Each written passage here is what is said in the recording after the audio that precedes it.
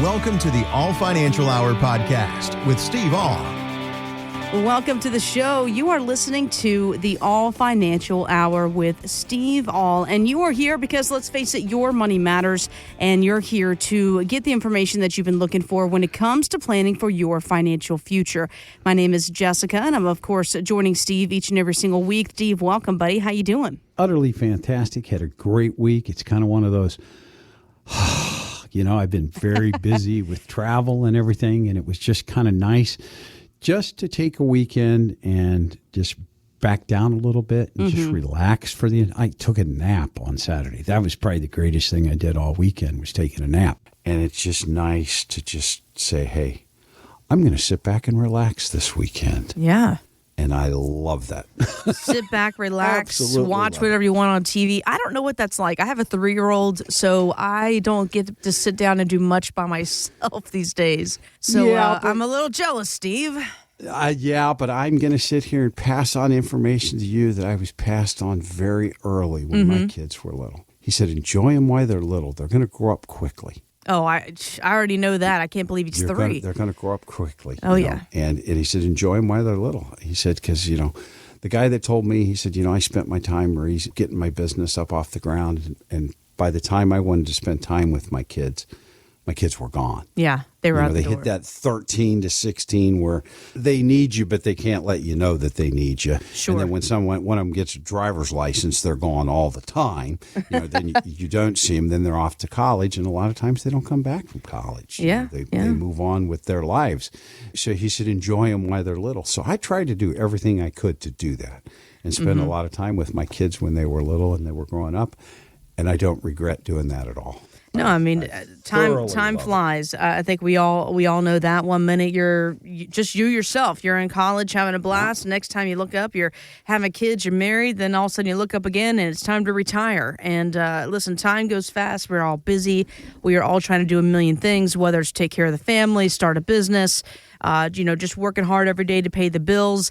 It's really easy to let something as so important as retirement to kind of slip through the cracks. And that's why we hear each and every single week, we're here on the show to talk about the important things you need to know when it comes to planning for retirement, calculating how much to withdraw from a retirement portfolio. Okay, so should it be 2%? The industry recommended 4%, or should it be more?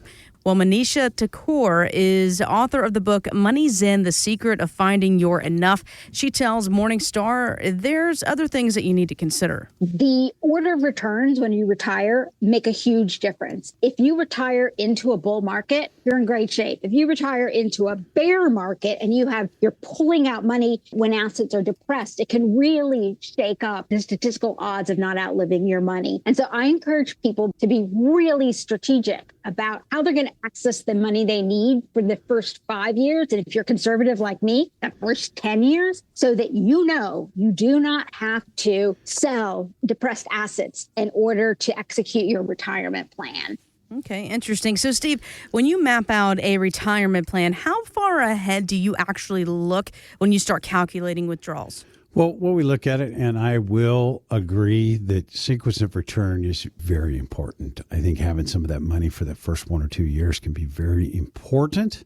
But when people start to look at it and they look at those numbers, those percentages, 2% or 4%, it's really hard for people when they look at a portfolio to say 2 to 4%. That means if you have $1 million, you can take 20 grand out to spend. And most people say, well, if I got $1 million, I had to be able to spend a lot more than that. So that's the thing that we look at. And I think the biggest question that we get asked is, how am I going to replace my paycheck when I get retired? Because you're going to have the old 3-legged stool, Social Security, pension, and your personal savings. So we want to look at this and say, okay, how much is your guaranteed incomes? Social Security and pensions versus your lifestyle. Because now we're talking about, where do we get the money from? That's what she was talking about. So we look at it at a point and say, how could you do that if you had a $1,500 gap between your guaranteed incomes and your lifestyle? We could look at it and say, hey, I can give money to an annuity company and turn on an income stream that's guaranteed for the rest of my life. That could cover my, quote, lifestyle expenses. Now, I have to give that money to an insurance company. So we'll go from that. Guaranteed by the insurance company. Then we could do what she said, 4%, 2%, 3%. Do a percentage of assets. Or we could have a portfolio built with bonds, preferred stocks, or dividend-paying stocks. Those are usually going to pay in that 3 to 5% range. So that gives us that fixed income that we're looking for. So if you're asking yourself how you're going to replace your paycheck in retirement, call now. Ask for the income plan. We're going to look at where you're currently at, what that gap is, and what are different ways that you can cover it. Because that is the question that most people ask. How am I going to replace my paycheck when I quit working? You know, there's a variety of reasons why some retirement savers don't consider annuities. For instance, they might think that they're just too complicated, which, again, is another reason you need somebody like Steve, a financial advisor. But some also fear that the insurance company that they get the annuity from could just go out of business and they're going to lose all their money. Steve, where do you stand on this? That one is not very likely to happen. In 2000s, they had a couple annuity companies that struggled. Most annuity companies, if they run into problems, the state takes care of a lot of the stuff, and they've gotten other insurance companies to buy. So in those few cases, clients did not lose money due to owning an annuity. But I know a lot of times when you all out there hear that word annuity, you grow horns. I can feel some of you doing it right now because I just mentioned it. And I get the people, they'll walk into my office and they'll say, Steve, I hate annuities. And I go, I do too. Which one do you not like? And they look at me like a deer in a headlight. What are you talking about? Which kind? There are basically four kinds. One, single premium immediate annuity. You gave your money to an insurance company and they're going to pay you a lifetime benefit. And if you prematurely pass, they will take the money. They used to not have 10-year certains or 15-year certains. So there were different things that caused a lot of people problems. Variable annuities. They go up and down in the market. You're going to pay a high fee for a lot of the things in a variable annuity because you're paying somebody to manage the money. Fixed annuities. Fixed annuities, they pay you an interest rate for a certain period of time. Sounds a lot like a CD. CDs are guaranteed by the government. Annuities are guaranteed by the insurance, the claims paying ability of the insurance company that you're with. Fixed indexed annuities cannot go down due to market volatility. A lot of people believe they're the end all be all. Too much of anything is not good for you. So if you have an annuity and you're not sure exactly how it's going to work, give us a call. Let's do that annuity x-ray. If you want to know how to protect your assets without buying an annuity, give us a call. We'll do the annuity if that's what you like. And there's other ways to protect your assets if you don't use annuity. You know, Republicans and Democrats, they may not see eye to eye on much or God knows pretty much anything. But there's a new study from Greenwald Research that says both parties agree there is a retirement crisis and that these are the four biggest issues. Number one, too much debt. Number two, inflation. Number three, uncertainty about Social Security. And number four, lack of a pension or guaranteed income. Steve, I'm just going to let you take this one away. What are your thoughts? We have a very divided group. We have people that are well prepared for retirement and with people that aren't even close to being prepared for retirement. And I'd say the one that you started with first is probably the biggest problem that we have. Too much debt. Credit is too easy to get. You know, when I have people that come in and sit down in my office, you know, and they got $75,000 to $80,000 to $100,000 worth of credit card debt, and they want to ask me about saving. And I'm going, I don't have anything out here that you can make 24% or more on. Not on a regular basis. We might have some good years in the market, but we're not going to make 24%. And if you're paying 24% interest on your credit card debt, that's what it would take. You know, get those things out of the way first. I mean, for myself, I don't believe in a lot of his investment philosophies, but Dave Ramsey's Financial Peace is probably the greatest thing that you can do if you're in a credit problem, if you've got too much debt. His debt snowball is fantastic. I've taken the class.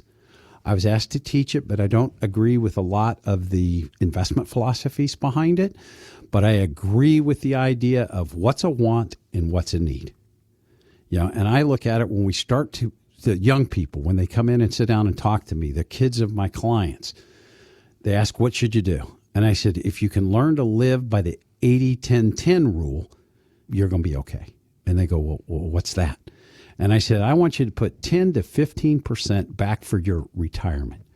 Not a vacation fund, not an emergency fund, into something that you're not going to touch until your retirement years. Put another 10% towards wherever you get to your faith or a charity of your choice. Give something away, and in my opinion, you get more. Learn to live on 75 to 80% of your money. You're never going to get caught in that trap of spending 125% of your income, because that is the biggest problem that we have out here right now. And in my opinion, it is the ease of credit and the debt that people have. Inflation. It's funny, we could look back 5 years ago and inflation was so low that nobody cared about it. And that's where you get to those idea of headwinds and tailwinds. They're always different. What was a, quote, tailwind, low inflation, years ago is now a headwind. And, people say, will it last? I said, yes, it will last, because I remember the 80s when inflation was way up there. And interest rates to borrow money as a business were at 21 and 22%. Credit card type rates. That's what the banks charged back then. So that didn't stay. It came down. I believe that our inflation will come down again. Social Security. I can still remember when I graduated from college that I didn't think Social Security would be here when I got old enough to take it. I actually am old enough to take it now. My wife is actually getting a Social Security check. So it's here. But what happened in the 80s when they didn't think it was going to be, they started putting some tax on Social Security. 50% of your Social Security incomes over a certain number could be taxed. Then in the 90s, when we thought it was going to go away, they raised that number. If you have income over another amount, that 85% of your Social Security would be taxed. So they kick it down the road as far as they can. Then they do something about it. Because like I said, I didn't think it was going to be here. It is. Do I think it's going to change? Absolutely. I've not heard this from any big person in Congress or anything like that, but I believe in the future that Social Security is going to be means tested. And if you have assets over a certain number and or income over a certain number, you're not going to get your Social Security check. And it's for everybody that's out there that's ready to call me right now and say, that's not fair. I agree with you 1,000%. But if they don't do something, Social Security is going to be reduced by 25% in 2033 or 2034. And I look at it to the point that I believe that the Elon Musks of the world, Jeff Bezos, multi 40 million, 50 million and up people, I believe could live without a Social Security check. I don't believe when the average check is about $1,900, that means that that's the middle point. High right now is about $5,000. So that means low. The lowest I've ever heard was somebody that had about $190 for their, quote, Social Security check. They were a school teacher, windfall elimination. So 190 versus the big ones. The average is about $1,900.